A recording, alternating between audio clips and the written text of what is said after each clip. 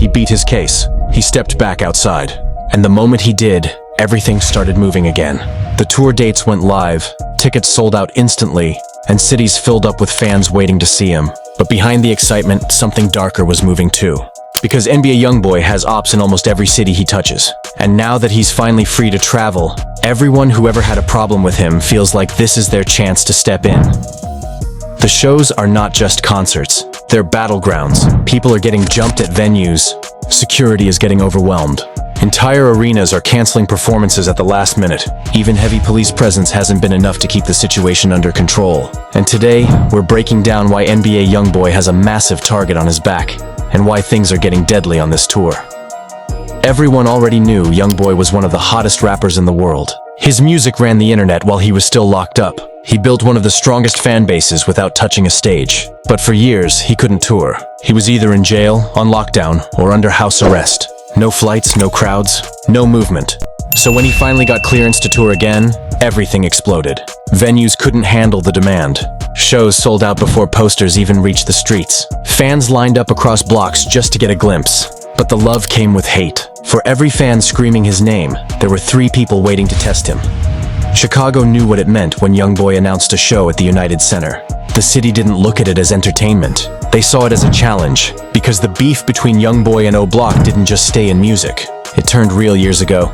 It sparked in 2020, when King Von was killed in Atlanta. Quando Rondo was there, Quando was tied to YoungBoy. And the situation created a line that split entire cities. After Von's death, O Block made it clear. YoungBoy was not welcome in Chicago. They burned 4K tray flags. They posted warnings online. They said the city would not be safe for him. But YoungBoy didn't step back. He doubled down. At every show, he performed I Hate YoungBoy as the final track. The song wasn't just a diss. It was a message, a challenge. He said names. He mocked deaths. He pushed the line forward. So when Chicago prepared for his tour stop, United Center staff, security teams, and city officials all reviewed the situation. According to rumors, the venue told YoungBoy he could perform, but not if he played I Hate YoungBoy. They didn't want a riot. They didn't want a shooting. But YoungBoy refused to change the set list, so the venue canceled the show completely. Some O Block affiliates allegedly said they were ready to shoot up the concert if it happened. And in New Jersey, a Lil Durk fan tried to test the situation by yelling, "Free Durk," in the crowd. YoungBoy's people saw him. They didn't let it slide. He got jumped in the crowd, then jumped again backstage. It didn't matter if it was private property. The message was the same everywhere. This tour is not safe. Not for fans, not for staff, and not for YoungBoy himself, and not for YoungBoy himself. It was a guy from Mississippi, he yelled out, OTF. YoungBoy said, you OTF? YoungBoy told him, I'm trying to get with that. Find a cell. They said he went to the cell, YoungBoy hit him with a 2P, dropped him. A couple weeks after the Chicago show was shut down, the same situation unfolded in Detroit. YoungBoy had completely sold out Little Caesars Arena. Tickets were gone. Fans were ready. The city was expecting a massive night. But just days before he arrived, the arena released a statement saying the concert would not happen. No explanation, no details, just cancellation. But the tension in Detroit didn't start there. It goes back to 2020 when a Detroit rapper ran into YoungBoy's brother, OG3, inside a mall in Houston. No one knows exactly what happened during the encounter. But whatever it was, it sparked something. Soon after, Sada Baby posted a video online, mocking YoungBoy's entire crew and sending a clear message. Quit playing with me around this bitch, nigga. We ain't nowhere near Detroit. We down here in they shit. And niggas hoes. Fuck is you talking about? And I'm on Tay-Tay phone because my phone dead. Fuck is you talking about? NBA niggas ain't on shit down to this bitch, nigga. Fuck niggas talking about. Nigga, I'm from Detroit. I ain't moved down to this bitch, nigga. Caught your big homie lacking in the mall. He trying to speak to niggas. What's up with all that big stepper shit, Slam? Fuck is you talking about? Soft ass niggas. Sada Baby was also tapped in with Fredo Bang and other rivals from Baton Rouge. So when he dissed YoungBoy, a lot of people believed it wasn't random. It was personal. It was connected to alliances. Rumors say Sada Baby didn't even have a direct issue with YoungBoy at first. He just stood beside the people who did. But the energy didn't stay on the internet. After Sada Baby went online and mocked YoungBoy's crew, the situation allegedly came back around. A dude from FPG named Baba reportedly caught Sada Baby slipping inside a studio in Atlanta. The story says Baba robbed him, taking what he had, and walked out without hesitation. Not long after, YoungBoy dropped the track Carter Son, and inside the record, he rapped lines that sounded like he was speaking directly about the situation. I can't say I'm fuck with all this involvement. These niggas ain't right and they balling. I don't give a fuck. No, I call up Osama, my Baba. Like, load up and come and rob all them. Baba had allegedly been involved in real work in the streets. Reports say he got booked later on an attempted murder charge. But even behind bars, YoungBoy kept his name alive. On I Hate YoungBoy, he referenced Baba again. Ain't got no mind. Tell him free Baba. That's my evil twin.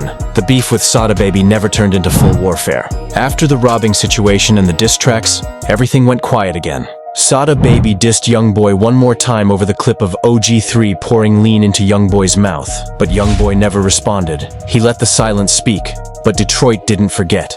And soon, the city itself became a problem.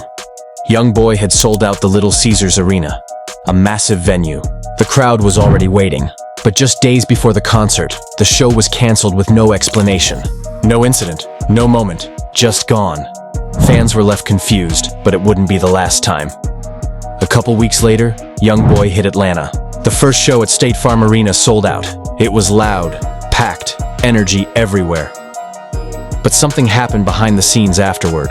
YoungBoy was scheduled to perform again in the same city only a few days later. Then suddenly, the second show was canceled too. Rumors immediately started.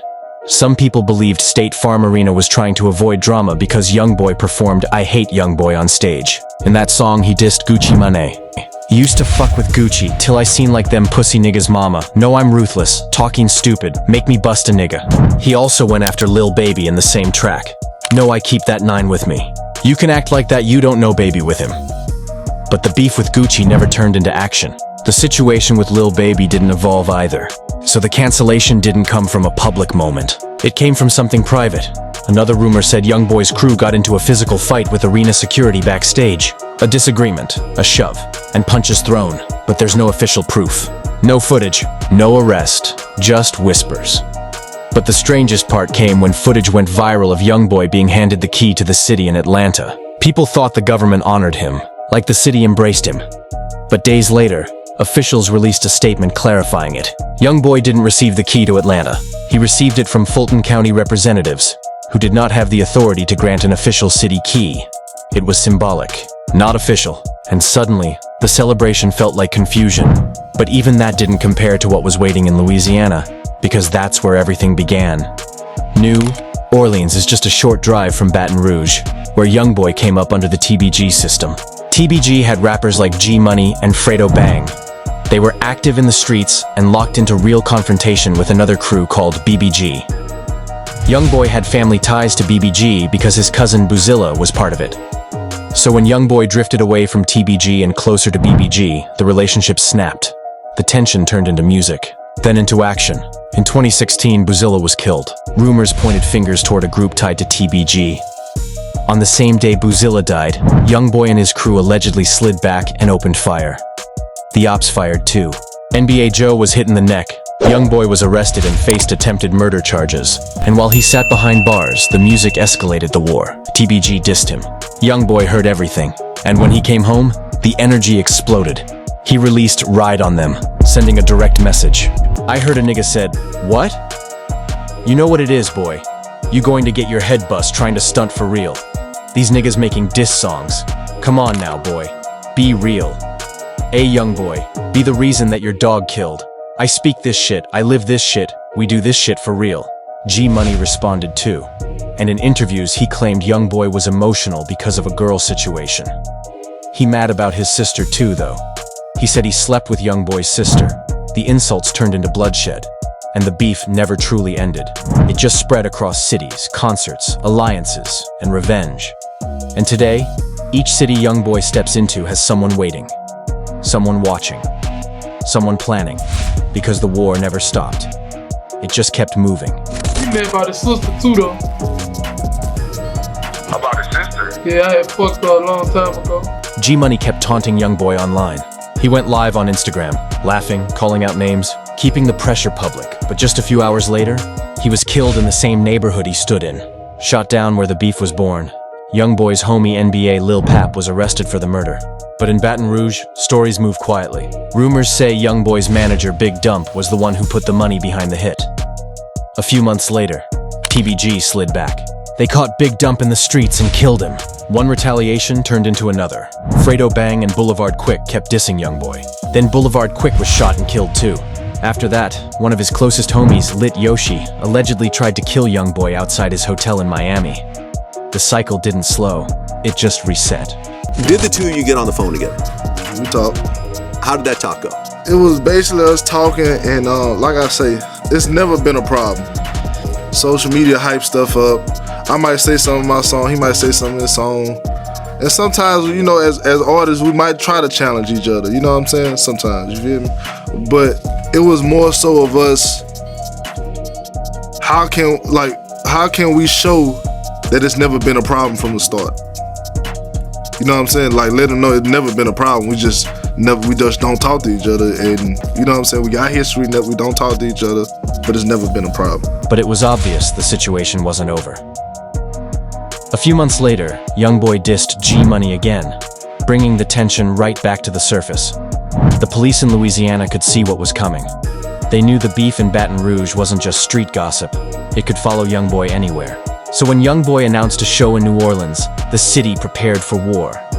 Over 400 officers were brought in, mounted patrols, tactical teams, armored vehicles, even federal support. Not for a festival, not for a parade, for one rap show. During the first night, chaos broke loose outside the arena.